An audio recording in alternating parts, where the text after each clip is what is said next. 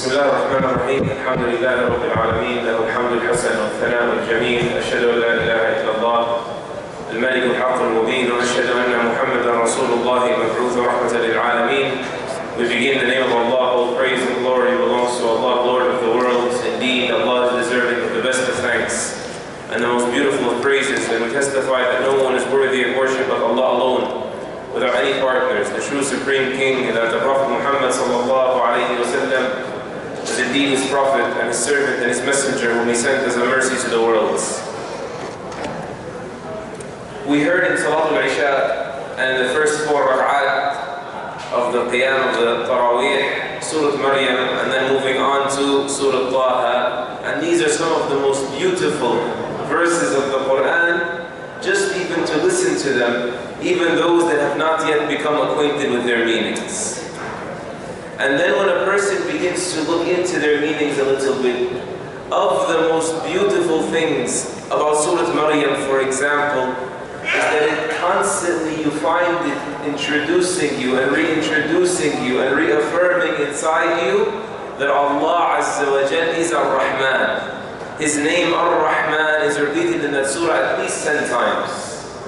And the surah itself begins with ذِكْرُ رَحْمَةِ رَبِّكَ عَبْدَهُ زَكَرِيَّا. This is the mention of the mercy of your Lord that has been bestowed upon his slave Zakaria alayhi salam.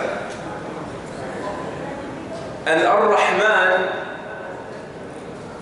for lack of a better word, perhaps can be described to mean the unimaginably merciful. Rahmah is the mercy of Allah. And He is Ar-Rahman Ar-Rahim. On every single surah we find the verse above it beginning with that Allah, in the name of Allah, Ar-Rahman Ar-Rahim. And Ar-Rahman and Ar-Rahim are two names of Allah that refer to His mercy, His Rahmah. But when there's a difference in the structure, then there's a difference in the meaning, as they say. Ar-Rahman is different than Ar-Rahim. They're two pronounced differently, and there has to be a slight difference between them, as many of the scholars of language mention. So what is the difference? Let's introduce ourselves to these names as the Quran was introducing them to us in these surahs. Ar-Rahman, as many of the scholars mention, is the name of Allah that is referring to Him being the most merciful, the infinitely merciful, the unimaginably merciful, subhanahu wa ta'ala. The one who is, as He said about Himself, whose mercy has expanded wider than all things. You know, the most imaginable mercy you can fathom, you can imagine, is the mercy of your mother. That's the ceiling of your imagination. And that's why the Prophet ﷺ used that as the example, because as close as you're going to get to imagining it.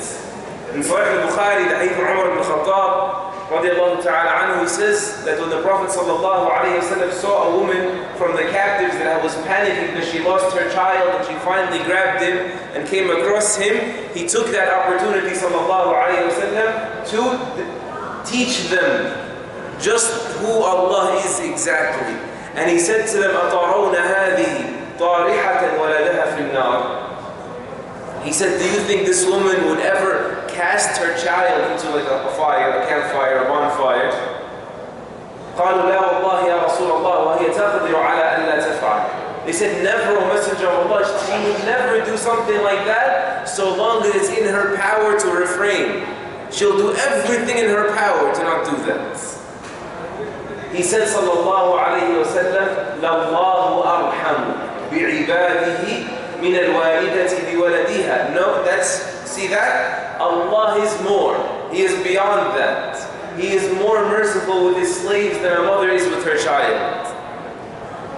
You know, speaking about the mercy of a mother, the famous story when they came to one of the companions and they said to him, I carried my mother on my back in Hajj. So have I repaid her? He said, no, you have not repaid her, not even for one of the contractions, the labor pains she goes through.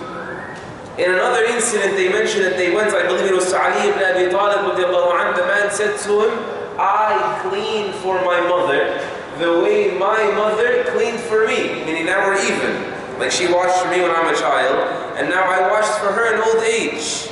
So I have repaid her, yes? He said, never that. He said, because she did this for you while hoping in your life. She's hoping in your survival.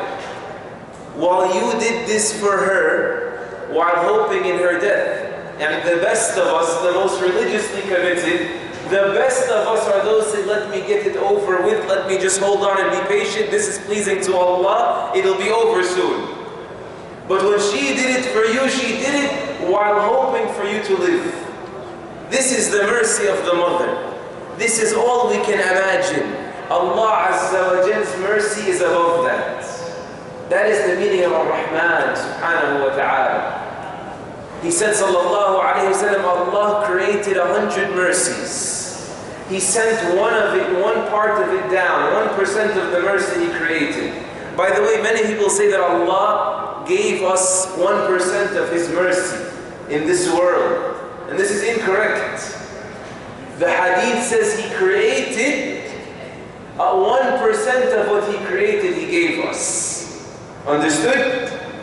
And the rest, the 99%, He left for the believing slaves on the Day of Judgment. This is who He is, subhanahu wa ta'ala. And your share of His mercy is determined by your share of enslaving yourself to Allah, devoting yourself to Allah. And that's why in Surah Maryam we just heard the mention of the mercy of your Lord to His slave, Zakaria. He had mercy on him because he was his slave. So the more you are a slave to Allah, you acknowledge that, you push yourself to become aligned with that, the greater a share of His mercy He gives you. So when you align yourself with dedicating yourself to His book, He builds within you a nearness to Him. Even in Surah Maryam, look at even how it begins. Even His storytelling, subhanahu wa ta'ala, is merciful.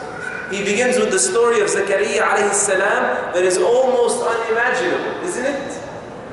The woman was way too old to have the child. And then the man was way too old to offer her help to have the child. So them being married to each other made it absolutely impossible for them to have a child. And then Allah casts a mercy into that story, and the impossible becomes possible. And just as you're beginning to grasp how in the world this happened, Allah takes you one step higher. He's teaching. I'll give you a story of Maryam alayhi salam without a man in there, old or young, in the story whatsoever. To the degree that you enslave yourself to Allah, to His words, to His rules, to loving Him, to trusting Him, pushing yourself to do that, He will manifest His mercy in your life in ways that you can imagine and ways that you cannot. You know, one of the Muslim prisoners in the past 50 years, he was writing about the verse of Allah Azza wa Jal in his book, in the shade of the Quran, مَا يَفْتَحِ اللَّهُ لِلنَّاسِ مِنْ رَحْمَةٍ فَلَا مُمْسِكَ لَهَا. Whatever gate of mercy Allah opens for His slaves, nobody can hold it. Nobody can trap it after that. He says that we have seen this in prison in ways that are imaginable. He said the same term, and ways that were not imaginable.